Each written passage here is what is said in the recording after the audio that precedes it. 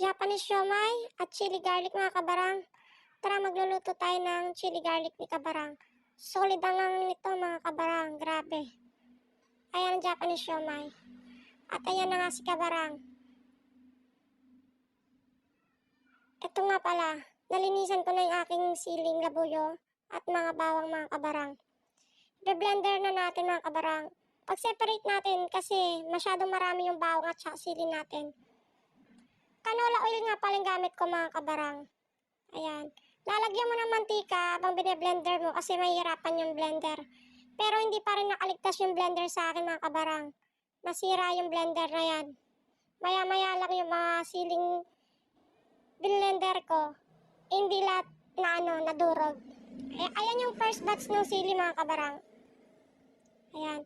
Mas maganda talaga may food processor ka mga kabarang. Yung blender ko nahirapan na. Ayan yung first batch ng sili. Medyo okay pa yung pagkaka-blender sa kanya. Ito yung second batch. Ayan. Sira na yung blender ko dyan mga kabarang. Kaya may mga natirang buo-buo ng mga sili. Ayan mga kabarang. Nagpainit na ako ng kawali. Nilagyan ko ng mantika. Ayan. Nilagay ko na rin yung bawang. Inuna ko yung bawang. Mamaya, magpa-float din naman yung mantika niya mga kabarang. Susunod ko na yung sili mga kabarang.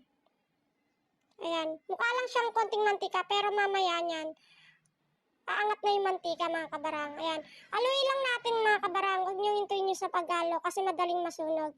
Nilagyan ko nga pala ng iodized salt. Ayan. Sinunod ko yung paminta mga kabarang. Oyster sauce. Depende sa inyo kung gusto nyo lagyan. Ayan. 2 kutsarang oyster sauce ang nilagay ko mga kabarang. Tapos haluin nyo ulit. Naglalagay din pala ako ng brown sugar mga kabarang. Para pambalansin ng alat tsaka hangang mga kabarang. Ayan. Ayan, may pino siya, diba mga kabarang? Ayan naman yung mga hindi na blender. Nilagyan ko rin pala ng suka mga kabarang. Huwag nyo muna nga haluin yan mga kabarang. And after ilang minutes, haluin nyo na. Ayan, at malapit na maluto ang chili garlic natin mga kabarang. Ayan na. Napakahangang yan, grabe. Ayan. Okay lang din naman na may buo-buo kasi sa amin lang naman yan. Pang personal use lang namin yan. Nilagay ko na nga pala dito sa my jar.